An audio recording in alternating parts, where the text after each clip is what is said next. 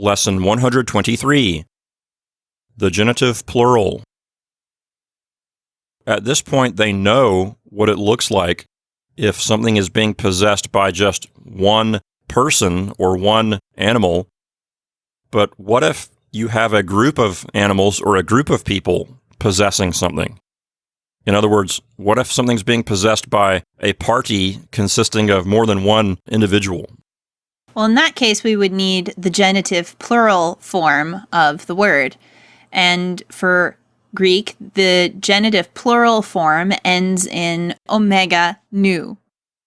So here in our example word, georgos, it becomes georgon.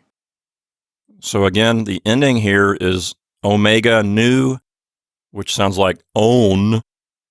And then if you have the definite article with it, it's tone, which also has an omega and a nu.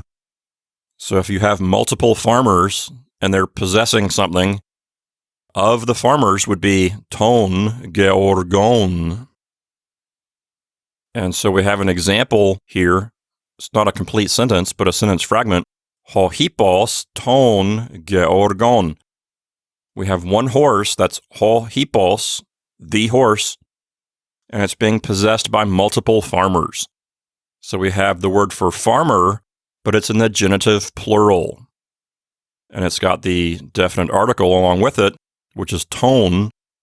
So ho hippos ton georgon says the horse of the farmers, plural, or the farmer's horse with the apostrophe after the S in farmers.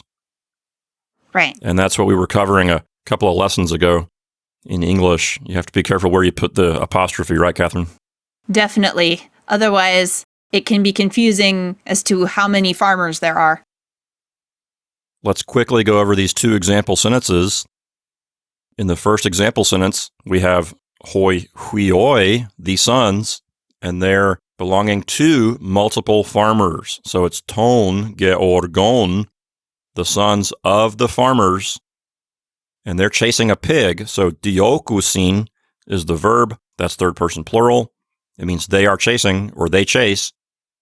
And then we have the word for pig, but in the accusative case because it's the direct object. So ton hoiron means the pig, but it's in the accusative case because it's the direct object. So the first one says the sons of the farmers are chasing the pig.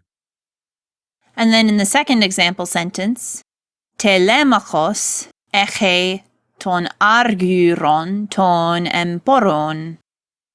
And here, telemachos is the subject, nominative singular. Eche, has, so telemachus has. And then here we have ton arguron, which is in the accusative case, so it's the direct object. And ton emporon, that's the genitive plural. And so the silver belongs to multiple merchants.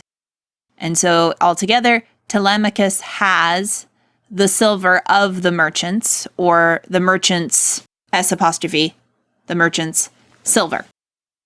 And again, notice in the translations of our example sentences, in English, when you want to show that something belongs to more than one person, the apostrophe goes after the final S in the plural.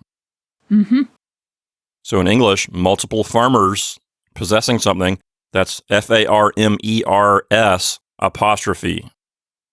And merchants, multiple merchants possessing something, that's merchants apostrophe. I don't mean to bore you with all these details, but that's a really important point from a translation perspective. It is important because it creates a much clearer understanding of what is going on in English, both for translation purposes and for just understanding written texts in English. And these are going to be things that our listeners are familiar with in the sense of they read texts and they understand them, but it never hurts to review these rules, just especially as they're interacting with translation sentences that are going to require them to produce these things. And everybody forgets occasionally Sometimes I put the apostrophe in the wrong point if I'm really sleepy and not thinking about things. So it's good to review these rules anyway. And another thing, Catherine, it creates a one-to-one correspondence between an English word and a corresponding Greek word in the genitive plural, or whatever the genitive is. It creates a one-to-one correspondence so you can kind of see how they match up like that. Right, and then translation is easier.